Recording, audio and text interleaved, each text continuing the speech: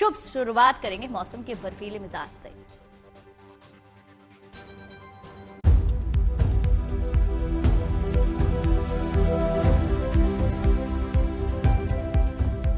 मैदानों पर फुहारें तो पहाड़ी इलाकों पर बर्फबारी। अगले 1-2 दिन में तो शुभ समाचार की शुभ शुरुआत करते हैं सैलानियों के लिए आई गुड न्यूज से। जो लोग बर्फबारी के लिए पहाड़ों का रुख करना चाहते हैं उनके लिए ये मौका बिल्कुल सही है। पहाड़ों पे बर्फबारी का इंतजार खत्म हो गया है। जनवरी के आखिर में ही सही, लेकिन पहाड़ों पे बर्फबारी शुरू हो गई है। जम्मू कश्मीर के गुलमर्ग और सोनमर्ग में सीजन का पहला स्नोफॉल हुआ। पहली बर्फबारी ने सैलानियों का जश्न मनाने का मौका उन्हें दिया। इस खूबसूरती को कैद करने के लिए सैलानी परिवार संग सेल्फी लेते दिखाई दिए। कई बर्फ के फाहों के बीच स्कीइंग का आनंद लेते दिखाई दिए। मौसम विभाग के मुताबिक पहाड़ी इलाकों में पिछले 3 महीने से चल रहा सूखे का सिलसिला टूट सकता है और जहां अभी बर्फबारी नहीं हुई वहां 30 जनवरी से 2 फरवरी तक बर्फबारी की संभावना जताई जा रही है। तस्वीरों के माध्यम से हम आपको दिखा रहे हैं, आप देख सकते हैं इन करीब 7 तस्वीरों में अब पहाड़ों में बर्फबारी हो गई है। सैलानियों को इंतजार तो क्रिसमस के टाइम और न्यू ईयर के टाइम पर भी था। कई लोगों ने पहाड़ों का रुख किया, लेकिन बर्फबारी अब जनवरी के आखिर में ही सही लेकिन पहाड़ों पर हो गई है और जो सैलानी इसका इंतजार कर रहे थे वो पहाड़ों का रुख अब कर सकते हैं।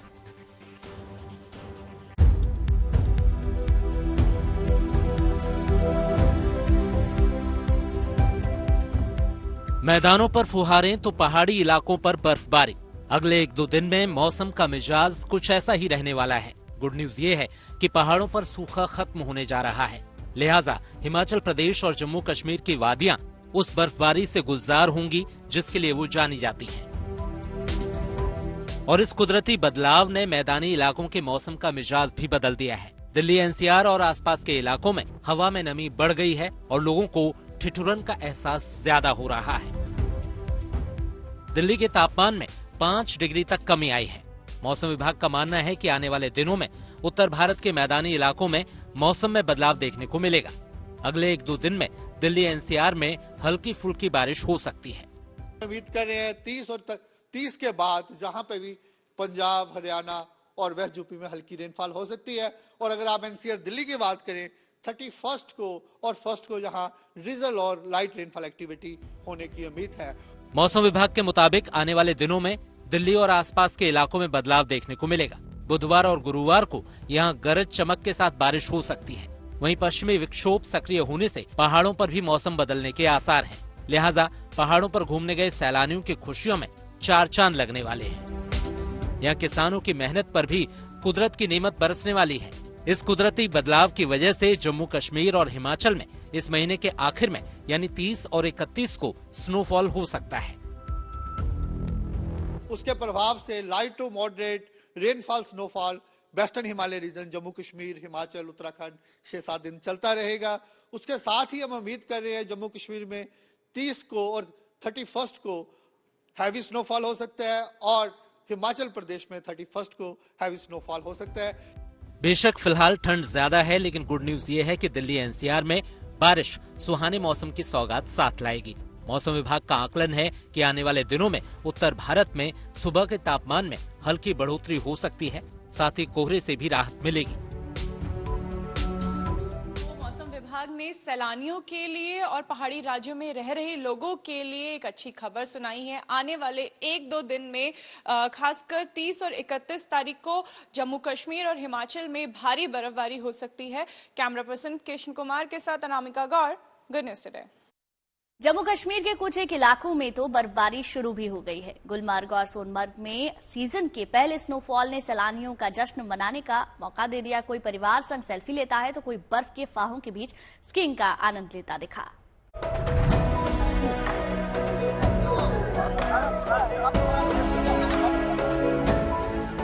इस स्नोफॉल ने गुलमर्ग की वादियों में खुशियों की चमक बिखेर दी है। यहाँ मौजूद हर सैलानी का चेहरा खुशी से दमक रहा है।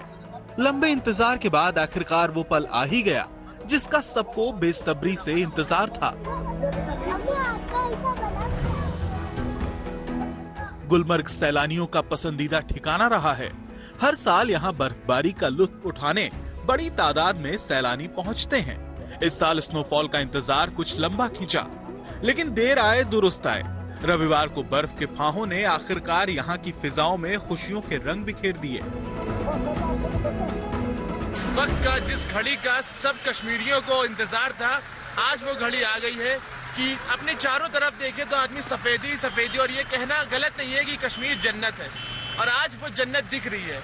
अभी हम गंडोला राइड के लिए जा रहे हैं और यहाँ पे आप देखेंगे कि चारों तरफ सफेदी सफेद नजारा है, चारों तरफ बर्फ है, हरियाली है, बहुत मजा आ रहा है। बहुत ही बढ़िया विंटर वंडरलैंड जैसा लग रहा है, जो हकीकत में है। बहुत तेज स्नोफॉल है और मौसम एकदम बढ़िया हो रखा है। We are excited to go to phase 1 gondola.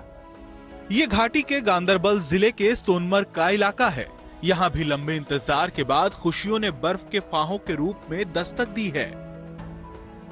Tourist resort के आसपास बर्फ ही बर्फ है।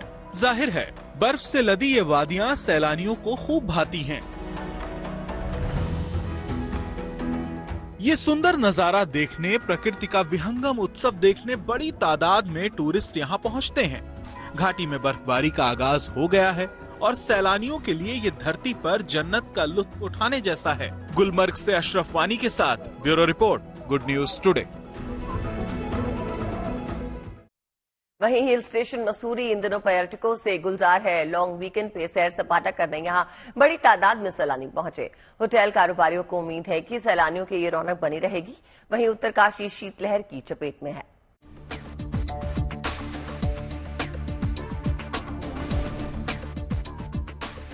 तमाम पहाड़ी इलाकों की तरह मसूरी को भी बर्फबारी का इंतजार है। कुदरत की नेमत के इस हिल स्टेशन पर बरसने से पहले ही सैलानियों की चहल पहल ने यहाँ के कारोबारियों के चेहरे पर मुस्कान ला दी है। लॉन्ग वीकेंड का लुत्फ उठाने यहाँ बड़ी तादाद में सैलानी पहुँचे। माल रोड पर भी सैलानियों की चहल पहल दिखी और लोग यहाँ की आबो हवा का लुत्फ उठाते नजर आए। बर्फ देखने तो आए थे, थोड़ी मायूसी है कि बर्फ नहीं है, बट फिर भी वर्थ इट है, घूमना वर्थ इट है, मजा आ गया। जाहिर है सैलानियों की गर्मजोशी ने यहाँ ठंडे पड़े व्यापार को नई ऊर्जा दी है। होटल कारोबारियों का कहना है कि इस वीकेंड यहाँ होटल ऑक्यूपेंसी 55 से 60% के बीच रही, जो कि पर्यटन के लिहाज से अच्छा संकेत है। फ्राइडे सैटरडे संडे का एक जो लॉन्ग वीकेंड मिला है, इससे काफी मात्रा में पर्यटक हमारे शहर पहुंचे हैं। अच्छा व्यापार हमारे को मिला है। काफी दिन से व्यापार में कमी थी, क्योंकि बर्फ जिसकी उम्मीद लेके पर्यटक आता है, बर्फ की इस बार निश्चित रूप से कमी रही है। अगले कुछ दिनों में पहाड़ी इलाकों में बर्फबारी की संभावना है। पर्यटन से जुड़े मसूरी के व्यवसायियों को उम्मीद है कि आने वाले दिन बिजनेस के लिहाज से काफी अच्छे रहेंगे। वहीं उत्तरकाशी को फिलहाल शीतलहर का सामना करना पड़ रहा है। इस सीजन बर्फबारी न होने से फसलों पर भी बुरा असर पड़ा है, लेकिन अब मौसम करवट ले रहा है। आने वाले दिनों में बर्फबारी हो सकती है और ये बर्फीली चमक यहाँ के लोगों के लिए खुशियों भरी सौगात ला सकती है। मसूरी से सागर शर्मा और उत्तरकाशी से ओमकार बहुगुणा के साथ bureau report, good news today. तो जनवरी खत्म होने को है, लेकिन मैदानी इलाकों में ठंड है कि बढ़ती ही जा रही है। राजधानी दिल्ली में पूरी जनवरी कड़ाके की ठंड रही। पिछले 2 दिन धूप तो निकली, लेकिन मौसम ने फिर करवट ली है और अब दिल्ली एनसीआर में अचानक ठंड बढ़ गई है। राजधानी के तापमान में 5 डिग्री तक गिरावट दर्ज की गई। दिल्ली एनसीआर में लोगों को सुबह के वक्त कोहरा मिलता है, दिन भर धूप का इंतजार रहता है और शीतलहर से 2-4 होना पड़ता है। मौसम वैज्ञानिकों के मुताबिक अगले 6 से 7 दिन तक मौसम कुछ इसी तरह का रहने वाला है। और चलिए अब आपको दिल्ली में दिखाते हैं पूरे भारत की झलक। जी हां, राजधानी में आप पूरे देश की झलक देख सकते हैं। दरअसल दिल्ली में इन दिनों भारत पर्व मनाया जा रहा है, जो कि 31 जनवरी तक चलेगा, जहां तमाम राज्यों के खान पान और संस्कृति के रंग एक जगह पर देखने को मिल रहे हैं।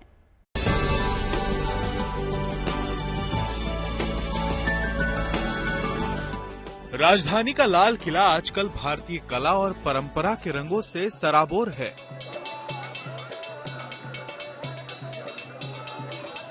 परंपरागत वेशभूषा में कलाकार सैलानियों का मनोरंजन कर रहे हैं। कहीं राजस्थानी और हरियाणवी गीत संगीत और नृत्य की उमंग है, कहीं बायोस्कोप की दुनिया से आज के बच्चों का तारुफ कराया जा रहा है, तो कहीं रामलीला का मंचन हो रहा है।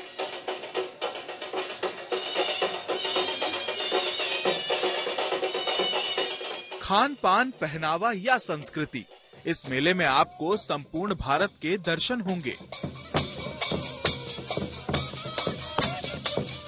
ये राजधानी के लाल किला में चल रहे भारत पर्व की झलक है। लाल किले में भारत आया और पूरा भारत यहीं समाया। 23 जनवरी से लाल किले में भारत पर्व की शुरुआत हो गई है। 31 जनवरी तक ये चलने वाला है, जहां पर आपको पूरा भारत नजर आएगा। मेरे पीछे आप तस्वीरों में देखिए, हरियाणा का ये लोक नृत्य है, जो हरियाणा अगर आप गए होंगे तो आपने जरूर देखा होगा कि वहां पर इस तरह से डांस किया जाता है और नगाड़ों के साथ म्यूजिक बजाया जाता है। वहीं आपको यहाँ पर राजस्थान का डांस नजर आएगा, साथ ही अलग अलग राज्यों के लोक नृत्य के साथ ही तमाम जो राज्यों का जायका है वो भी यहाँ पर मौजूद है।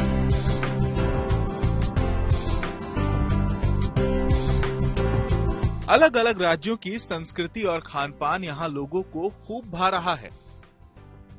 इतना ही नहीं, यहाँ 26 जनवरी को कर्तव्य पथ की शान बढ़ाने वाली झांकियों को भी करीब से देखा जा सकता है।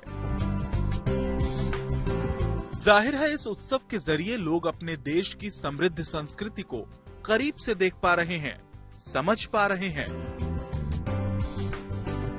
बहुत अच्छा लगा, हमें बहुत ज्यादा अच्छा लगा कि हमारे भारत में ऐसे भी फेस्टिवल्स मनाए जाते हैं और हमें अपनी पुरानी चीजों की याद भी आ गई। सब बहनें भावजे सब मिलके आते हैं, माशाल्लाह सब खूब एंजॉय करते हैं। बड़ी तादाद में लोग भारत पर्व का हिस्सा बनने पहुंच रहे हैं, लिहाजा सुरक्षा के भी चाक चौबंद इंतजाम किए गए हैं।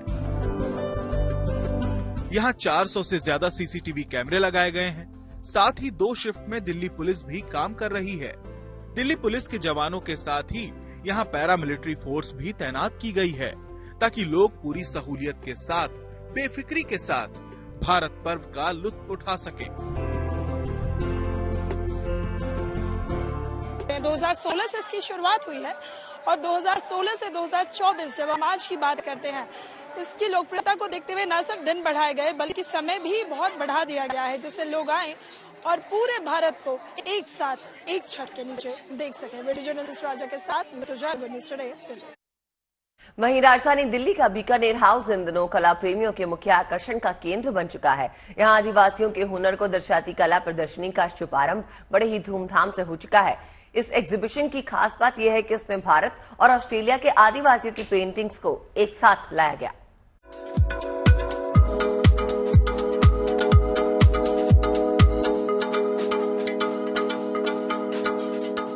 ये पेंटिंग्स बेहद खास हैं। हर पेंटिंग कुछ न कुछ खास संदेश दे रही है। इंसान की जिंदगी के हर पहलू की कोई न कोई हकीकत बयां कर रही है। खास बात यह भी है कि दिल्ली के बीकानेर हाउस में लगी कला प्रदर्शनी में पेश ये पेंटिंग्स आदिवासी कलाकारों ने बनाई हैं। इनमें आदिवासी संस्कृति, त्योहार, पर्यावरण, लोक कथा, वनस्पतियों और जीव जंतुओं की कहानियों को उकेरा गया है। आयोजकों का मकसद है कि दुनिया आदिवासियों की कला को नजदीक से देखे और उससे रूबरू हो सके। We decided to set up a foundation to support tribal artists, and the foundation has some 35 tribal artists who work in the foundation. इस प्रदर्शनी में 35 ट्राइबल पेंटिंग्स को जगह दी गई है। खास बात यह भी है कि ये पेंटिंग जाहिर करती हैं कि भारत और ऑस्ट्रेलिया की आदिवासी कला आपस में कितने करीब है। चाहे तकनीक हो या रंगों का इस्तेमाल, कला के हर पहलू में समानता को दर्शाती ये पेंटिंग्स भारत और ऑस्ट्रेलिया की सांस्कृतिक नजदीकियों को बयां कर रही हैं। Modern tribal connecting tradition theme पर लगाई गई ये प्रदर्शनी आम लोगों के लिए 5 फरवरी तक खुली रहेगी। Bureau report, good news today. Rajasthan के सवाई माधोपुर जिले का बरवाड़ा कस्बा इन दिनों माता के जयकारों से सराबोर है। दरअसल वहां 4 दिन तक चलने वाले चौथ माता मेले का शुभारंभ हो चुका है। बड़ी संख्या में श्रद्धालु अपनी मन्नतों के लिए माता के दरबार में हाजिरी लगाने के लिए पहुंच रहे हैं।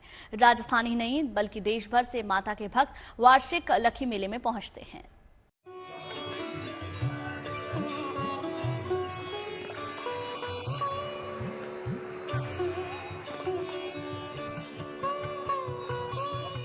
चौथ माता के दरबार में भक्तों की आस्था का सैलाब। माता के जयकारों से गुंजायमान हुआ राजस्थान का बरवाड़ा। श्रद्धा और भक्ति का संगम, मंगल आरती के साथ मां का गुणगान। राजस्थान के सवाई माधोपुर जिले में चौथ माता मेले में मां के दर्शन की मुरीद के लिए भक्तों के जत्थों का पहुंचना जारी है। क्या बुजुर्ग, क्या बच्चे, क्या महिला या क्या नौजवान, हर कोई बस मां की भक्ति में सराबोर है और हर जुबां पर बस मां का नाम है। से आ रहे हैं, हमें तो मिला है, जो मांगा जो मिल गया और मांगने की कोशिश है वो मिलेगा। चौथ माता की मान्यता है कि जो यहाँ पे सुहाग, अपने सुहाग के लिए जो भी मांगा जाता है, लंबी आयु के लिए वो मिलता है यहाँ पे। और जो भी हम मांगना चाहते हैं अपनी लाइफ में, तरक्की जो भी है, वो सारी मनोकामनाएं पूरी होती है यहाँ पे। जो मांगते हैं वो मिलता है माता रानी से। मन में आस्था रखो, बस खुद मन से आओ।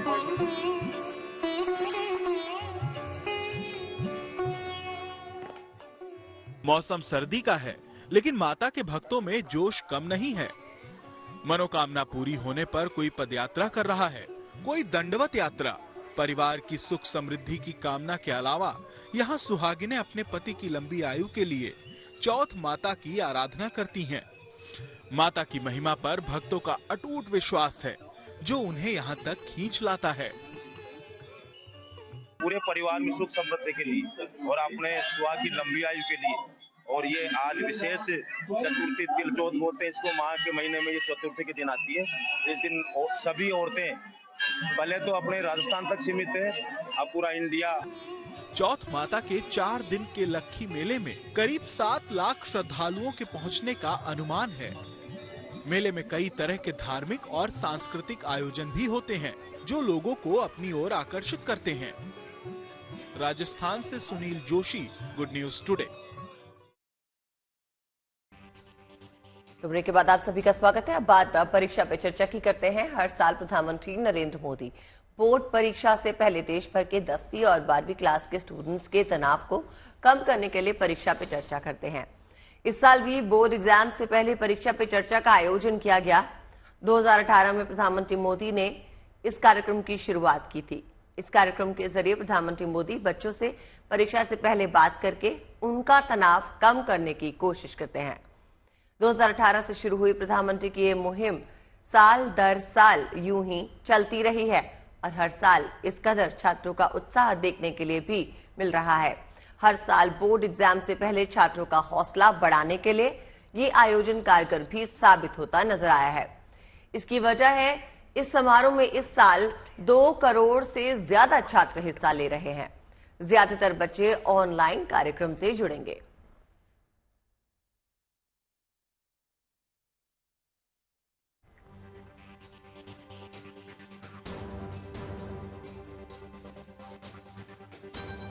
तो अब से थोड़ी देर में प्रधानमंत्री मोदी दिल्ली के प्रगति मैदान में बने भारत मंडपम में बच्चों से बातचीत करेंगे। सुबह 11 बजे कार्यक्रम की शुरुआत होगी। इस दौरान प्रधानमंत्री मोदी स्टूडेंट्स, टीचर्स, पेरेंट्स के साथ बोर्ड परीक्षा से पहले होने वाले तनाव और डर को कम करने के लिए बातचीत करेंगे और टिप्स शेयर करेंगे। बता दें आपको, इस बार प्रधानमंत्री मोदी 7वीं बार परीक्षा पे चर्चा करने जा रहे हैं। परीक्षा पे चर्चा की मदद से प्रधानमंत्री एग्जाम के लिए छात्र छात्राओं का उत्साह बढ़ाते हैं। परीक्षा पर चर्चा प्रोग्राम के तहत इस साल सबसे ज्यादा छात्रों ने रजिस्ट्रेशन भी कराया है। माय गवर्नमेंट पोर्टल पर करीब 2 करोड़ 26 लाख रजिस्ट्रेशन दर्ज किए गए हैं। और स्टूडेंट्स के अलावा 14 करोड़ 93 लाख टीचर्स, 5 करोड़ 69 लाख पेरेंट्स ने इस प्रोग्राम के लिए ऑनलाइन रजिस्ट्रेशन किया है। इस खास प्रोग्राम के दौरान 4000 लोग प्रधानमंत्री मोदी से डायरेक्ट बात कर सकेंगे। बिल्कुल। वहीं अब रुक कर लेते हैं अयोध्या नगरी का, जो राममय है। हर दिन 2 लाख से ज्यादा श्रद्धालु रामलला के दर्शन के लिए पहुंच रहे हैं। आने वाले दिनों में इनकी तादाद और भी ज्यादा बढ़ने के आसार हैं, क्योंकि जल्द ही स्पेशल ट्रेनों से लोग अयोध्या जाएंगे।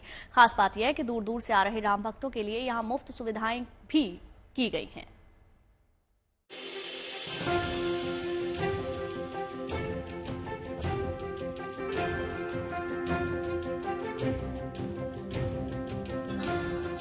अयोध्या धाम के नवनिर्मित राम जन्मभूमि मंदिर में रामलला के दर्शन के लिए श्रद्धालुओं का सैलाब उमड़ रहा है। देश के कोने कोने से लोग रामलला के दर्शन के लिए यहाँ पहुँच रहे हैं। सबके मन में एक ही बात है, कैसे भी रामलला के दर्शन हो जाएं। रामलला की सलोनी सूरत को भक्त हृदय में बसा लेना चाहते हैं, क्योंकि नए मंदिर में रामलला के दर्शन की बरसों की सबकी साथ जो पूरी हो रही है। अयोध्या आने वाले राम भक्तों की सहूलियत के लिए नए सिरे से इंतजाम किए जा रहे हैं। पहली बात तो ये है कि अब देश के कोने कोने से लगभग 2000 आस्था स्पेशल ट्रेनें चलने वाली हैं। अयोध्या धाम और आसपास के 5 रेलवे स्टेशनों पर ये ट्रेनें आएंगी, जिनसे लाखों लोग रामलला के दर्शन के लिए पहुंचेंगे। सवाल ये है कि इतनी बड़ी तादाद में लोग अयोध्या पहुंचेंगे तो कहां ठहरेंगे और किस तरह दर्शन करेंगे। तो आपको बता दें कि इसके लिए भी पुख्ता इंतजाम कर लिए गए हैं। नव्य अयोध्या के लिए ली गई लगभग 80 एकड़ जमीन पर भव्य टेंट सिटी बसाई गई है। 4 लाख वर्ग मीटर में बसी टेंट सिटी को 5 हिस्सों में बांटा गया है। टेंट सिटी के हर हिस्से में रहने की व्यवस्था है। खाने के लिए अलग से भोजनालय है। टेंट सिटी में एक दिन में लगभग 25,000 लोग रुक सकते हैं। इस टेंट सिटी में ऐसे हॉल हैं जिनमें सैकड़ों लोग एक साथ सो सकते हैं। उनके लिए चारपाई, गद्दे, रजाई सब कुछ लगा दिए गए हैं।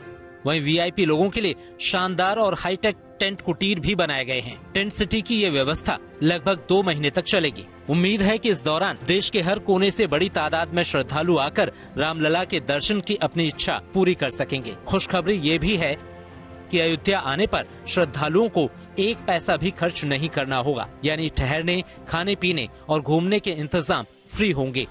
ट्रेन से आकर टेंट सिटी तक पहुंचने और दर्शन के बाद वापस ट्रेन तक पहुंचने के लिए कोई भी किराया नहीं देना होगा। मंदिर में दर्शन कराकर उन्हें स्टेशन तक मुफ्त में छोड़ा जाएगा। 500 वर्षों के संघर्ष के बाद यह दिन देखने को मिला है, तो इसके नाते सभी दर्शन कर सकें, सबको दर्शन करने वालों को सुविधाएं मिल सके, एक दिन का आवास मिल सके, भोजन मिल सके, सांस्कृतिक आयोजन भी वो अपने क्षेत्र के अनुसार देख सके, इसकी व्यवस्था हम सब बनाने का एक राम भक्त होने के नाते काम कर रहे हैं।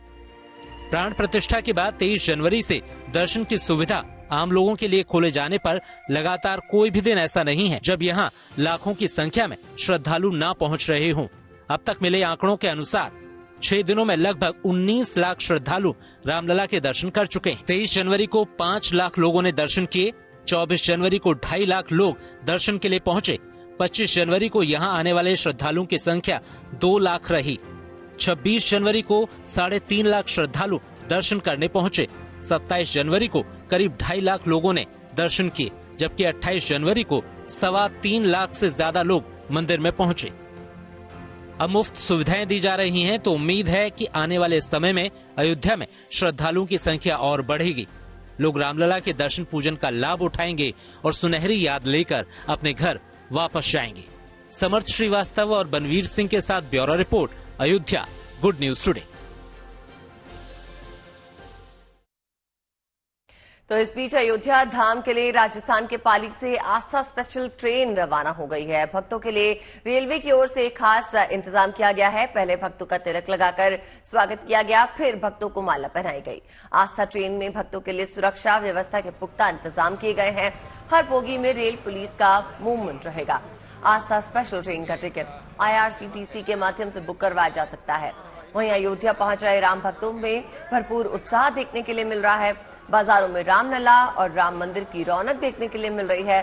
वहीं राम भक्त राम मंदिर मॉडल और फोटोज खरीद रहे हैं।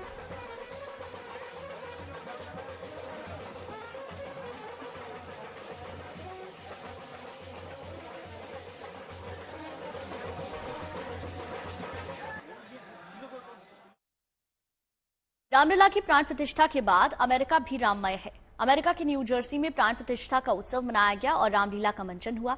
भारतीय समुदाय के लोगों ने इन कार्यक्रमों में जोश और उत्साह के साथ बढ़ चढ़कर हिस्सा लिया।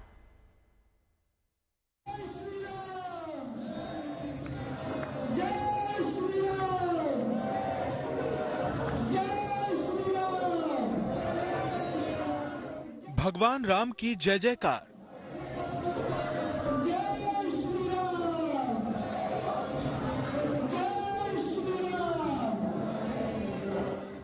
राम धुन में मग्न जन समुदाय।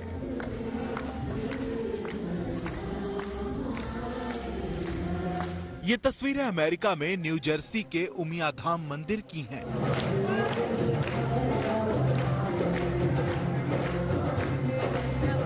यहाँ पर रामलीला का ये भव्य आयोजन हो रहा है। अयोध्या में नए राम मंदिर में रामलला की प्राण प्रतिष्ठा हुई। तो यहाँ अमेरिका में भी श्रद्धालुओं ने मिलकर उत्सव मनाया। भारत की जनमानस में एक एक व्यक्ति, न केवल भारत, पूरे विश्व में रोमांचित। राम मंदिर ने भारतीय चेतना जो सोई हुई थी उसको जगा दिया है। मंच पे मैं रावण का रोल जरूर अदा कर रहा हूँ, लेकिन जीवन में मैं राम के आदर्शों से प्रभावित हूँ।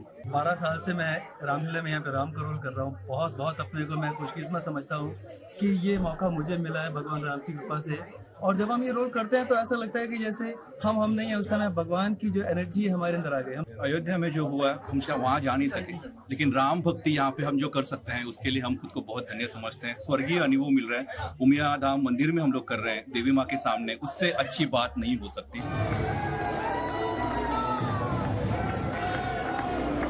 कलाकारों ने इस दौरान राम कथा के हर प्रसंग को मंच पर बड़ी शिद्दत से पेश किया और मौजूद जन समुदाय को भाव विभोर कर दिया। न्यू जर्सी में बसे भारतीय समुदाय के लिए ये महज मनोरंजन नहीं, बल्कि अपनी संस्कृति से जुड़ने का खास मौका था। यही वजह है कि सैकड़ों लोग अपने कामकाज से समय निकालकर यहाँ पहुंचे और रामलीला का आनंद उठाया। इस दौरान खास तौर से छोटे बच्चों का उत्साह देखने लायक था। अयोध्या में हुआ वही सेम थिंग हमने यहाँ 7 दिन किया और आज लास्ट दिन पे हमने रामलीला का आयोजन किया और इतना बढ़िया आयोजन की मोर देन 700 पीपल यहाँ मंदिर में आए और एंजॉय कर रहे हैं और सबको प्रसादी और सब देके सब जय Shri Ram.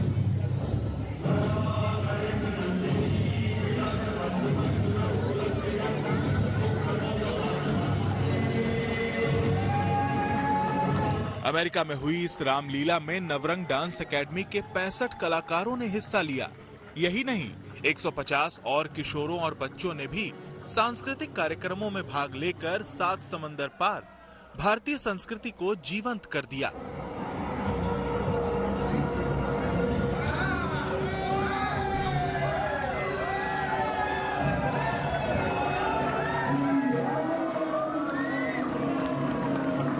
Bureau report, new Jersey, good news today.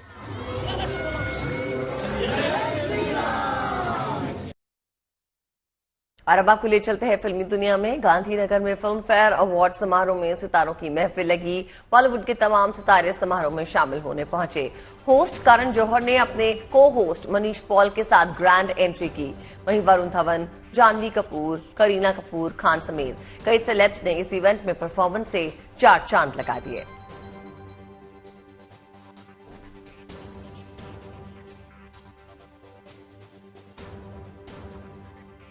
69वें film fair awards की बात करें तो एनिमल के लिए रणबीर कपूर को बेस्ट एक्टर का अवार्ड मिला है।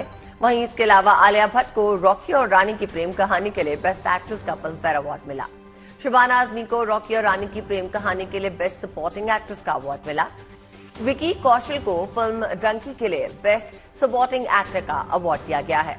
इसके अलावा फर्स्ट फिल को बेस्ट फिल्म का अवार्ड दिया गया।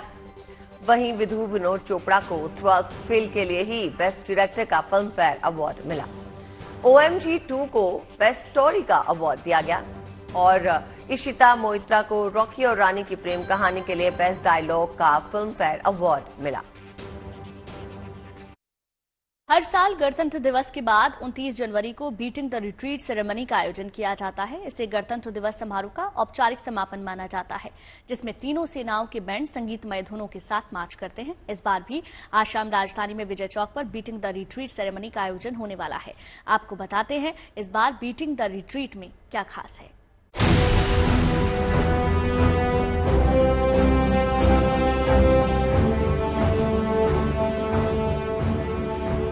राजधानी दिल्ली के विजय चौक पर आज देश की आन बान और शान का गौरव गान होगा।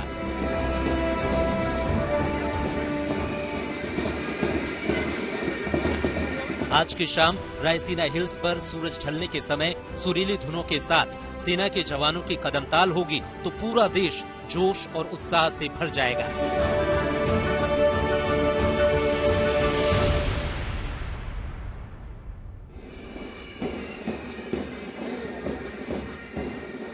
दिल्ली के विजय चौक पर बीटिंग द रिट्रीट की तैयारियां पूरी हो चुकी हैं और आज शाम एक बार फिर देश इस मनमोहक सालाना कार्यक्रम का साक्षी बनने जा रहा है।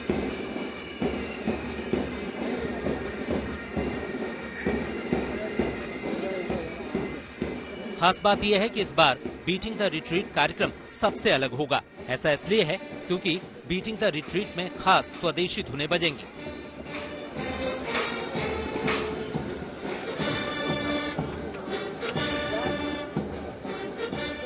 सेना और केंद्रीय सशस्त्र पुलिस बल के संगीत बैंड 31 भारतीय धुन बजाएंगे।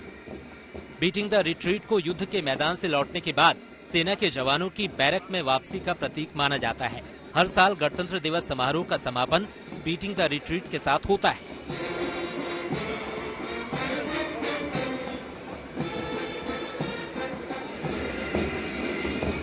राष्ट्रपति, उपराष्ट्रपति, प्रधानमंत्री और गणमान्य अतिथियों समेत बड़ी संख्या में आम लोग भी इस खास मौके पर मौजूद रहेंगे। विजय चौक पर इस कार्यक्रम को यादगार बनाने की पूरी तैयारी की गई है।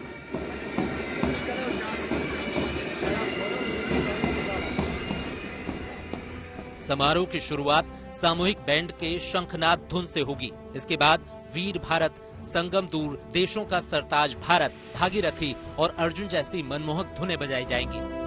केंद्रीय सशस्त्र पुलिस बल के बैंड भारत के जवान और विजय भारत संगीत बजाएंगे, जबकि भारतीय वायुसेना के बैंड टाइगर हिल, रिजॉइस इन रायसीना और स्वदेशी धुनें बजाएंगे। फिर भारतीय नौसेना band INS Vikrant, mission Chandrayaan, जय भारती और हम तैयार हैं समेत कई दूसरी धुनें बजाएंगे। बीटिंग रिट्रीट समारोह का मुख्य संचालन लेफ्टिनेंट कर्नल विमल जोशी करेंगे, जबकि आर्मी बैंड का संचालन सूबेदार मेजर मोतीलाल करेंगे। भारतीय नौसेना के बैंड का संचालन मास्टर चीफ पेटी ऑफिसर MUS-2 M एंटनी और वारंट ऑफिसर अशोक कुमार भारतीय वायुसेना बैंड का संचालन करेंगे, जबकि constable Rani Devi CAPF band का संचालन करेंगे।